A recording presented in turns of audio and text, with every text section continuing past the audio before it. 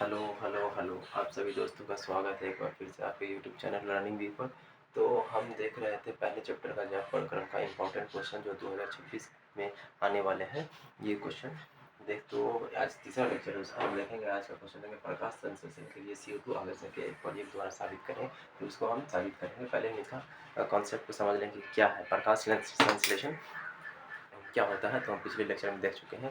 इसमें होता क्या है कि इसको ये प्रयोग करने के लिए हम सबसे पहले एक गमले में एक पौधों को लेंगे और पौधों को 2 दिनों तक अंधेरे में रख देंगे, ताकि पौधे के अंदर जो भी स्टार्च पहले से है उसको वो इस्तेमाल करके ख़त्म हो जाए और अंधेरा में प्रकाश संश्लेषण करके वो ज़्यादा मतलब स्टार्च बना ना सके, वो अंधेरे में प्रकाश संश्लेषण वो कर ना सके। अब क्या करेंगे, उसी पौधे को एक बोतल लेंगे और बोतल में उस पौधों को इस तरह से डालेंगे कि पौधे का जो होगा वो पौधे का पत्ती जो है पत्ती उसका आधा भाग बोतल के बाहर हो और आधा भाग बोतल के अंदर हो। और उस बोतल में हम एक सांद्र डालते हैं पोटासियम ऑक्साइड का KOH का। वो क्या करता है, कार्बन डाइऑक्साइड को अवशोषित कर लेता है और वो प्रकाश संश्लेषण होने नहीं देता है, स्टार्च को बनने नहीं देते। और बोतल को अच्छी तरह से हम सील पैक करके सूरज के प्रकाश में छोड़ देंगे। करीब 4 घंटे के बाद हम उसको लेंगे, उसमें से वो पत्ती को तोड़ करके हम अल्कोहल के घोल में डालेंगे और उसको उबाल देंगे।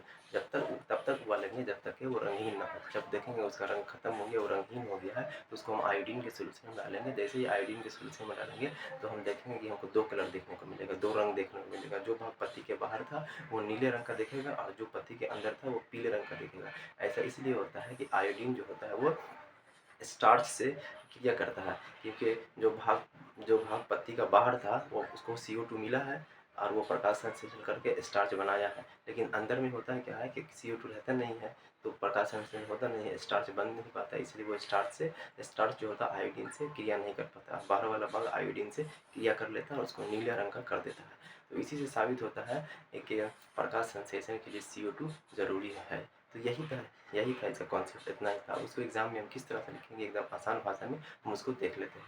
ये क्या है कि गमले में लगा एक पौधा लेंगे और उसे अंधेरे में रख देंगे ताकि वह प्रकाश संश्लेषण ना कर सके और स्टार्च ना बने। अब उस पौधों को बोतल में इस तरह रखेंगे कि पत्ती का आधा भाग बोतल के बाहर और आधा भाग बोतल के अंदर हो। बोतल में पोटासियम ऑक्साइड, ये इंपॉर्टेंट है, पोटासियम ऑक्साइड के भर देंगे ताकि वह CO2 को अवशोषित कर ले।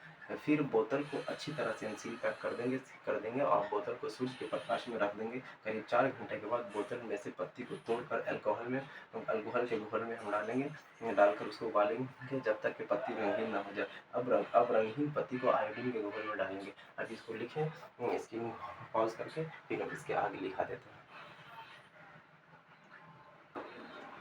तो देखिए हम आगे लिखेंगे कि हम देखेंगे पत्ती का वह भाग जो बोतल के बाहर था वो गाढ़े नीले रंग का हो जाएगा और जो अंदर था वो हल्के पीले रंग का हो जाएगा। चूँकि बाहर वाले भाग में प्रकाश संश्लेषण के द्वारा स्टार्च बनता है और आयोडीन से क्रिया करके नीला रंग देता है, जबकि अंदर वाले भाग में स्टार्च नहीं बनता है क्योंकि CO2 नहीं होता। CO2 क्यों नहीं होता, क्योंकि अंदर KOH डाला जाता है जो CO2 को एब्जॉर्ब कर लेता है, अवशोषित कर लेता है। अतः इससे साबित होता है कि प्रकाश संश्लेषण के लिए CO2 आवश्यक है। तो इतना ही थ्योरी आपको लिखना है एकदम आसान भाषा में। एक बार आप पढ़ लीजिएगा तो आपको याद हो जाएगा। उम्मीद है कि आपको अच्छा लगा होगा। अगर अच्छा लगे तो चैनल को सब्सक्राइब कीजिए, भाई को सपोर्ट कीजिए। और हाँ, इसमें एक चीज़ छूट गया है, जो आपको फिगर बनाना है। एक चित्र दिया हुआ है बायोलॉजी की किताब में, ये देखिए यहाँ पेज नंबर 5 पर है। नीचे में जो एक चित्र 1.5 है, 1.5 जो चित्र है इसको बना लेंगे और ये थ्योरी लिख लेंगे। आपका 5 नंबर कहीं नहीं जाने वाला है।